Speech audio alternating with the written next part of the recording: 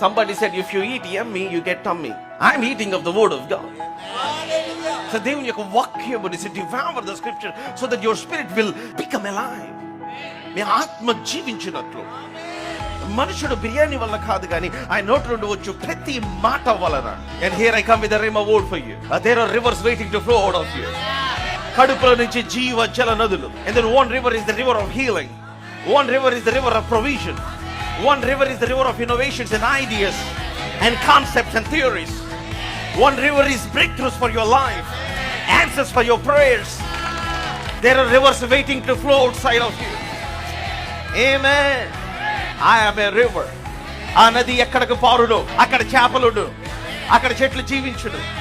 When there is no life in your life, you better release that life out of your life. మీ జీవితంలో జీవం లేకపోతే ఆ జీవముని మీరే మీ జీవితంలో నుంచి రిలీజ్ చేయాలి.